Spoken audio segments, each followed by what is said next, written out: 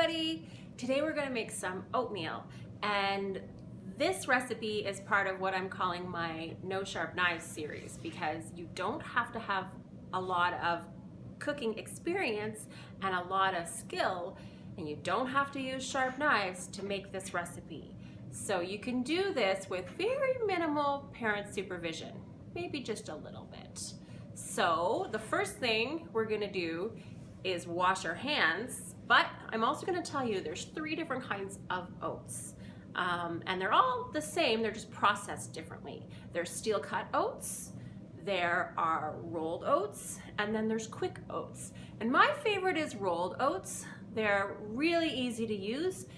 It only takes a little bit longer than quick oats to cook, and they're much more versatile. The other great thing about oatmeal is that it's super cheap and super versatile. You can put all sorts of things on. You could put dried apricots, you could make apple cinnamon, you could put dried cranberries. There's even some chocolate oatmeal recipes out there. And I'll share a bunch of different variations, maybe in a written document, not on this video, but I'll share those with you so you can try all the different types, okay? So let's get started and wash our hands. So when you're cooking oatmeal, you're going to use a 2-to-1 ratio. And that means 2 of water, or water and milk, and 1 of oatmeal. And it doesn't matter what kind of measurement you use, as long as the ratio is the same. So we're going to use a 1/2 cup. So I'm going to put a 1/2 cup of water. And then I'm going to use a 1/2 cup of milk, because milk makes it nice and creamy. And then we're going to put those in our pot and put them up on high on the element and get them to just a low boiling point. So make them really hot. And then we'll add our 1/2 cup of oatmeal once it gets to that temperature. And then we'll turn down the heat so that it doesn't burn. And then when it gets about 3 minutes, it's going to get to about this consistency here. We're going to stir it every now and then. And then it's basically done.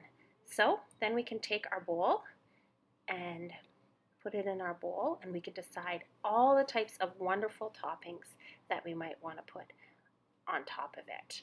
So I've chosen to make this one a banana walnut with some cinnamon and brown sugar.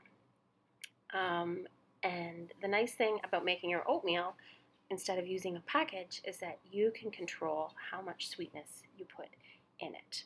And when I'm cutting a banana, bananas are great when you're learning how to use a knife, because you can use a butter knife. And if I'm only going to use half of it, I cut it in half, and then I keep the other half. So then if you're a young person and you're just learning how to use a knife, a great way to start is with a banana. And then I cut up that banana into nice little slices on my cutting board. And then I'm going to take it and add it to my bowl. In goes the banana. And then I'm going to add a little bit of brown sugar. You could use maple syrup as well. Not too much, just a little bit for a little bit of sweetness. And some walnuts. And if you have some chopped up walnuts around the house that your parents have already done, that's super handy. You could have chopped up dried fruit so that you don't have to use a sharp knife yourself. And then a little bit of cinnamon. And I use the back of the spoon to get a little bit of spice. See, I put it on there, and then I tap it with my finger so that a little teeny bit goes in, and I can control how much. I don't dump a whole bunch in, because that's not going to taste very good. And then I'm going to add a dash more milk to mix it all together and just make it absolutely delicious. And there we go. We have our oatmeal. And you can use all different sorts of things on top.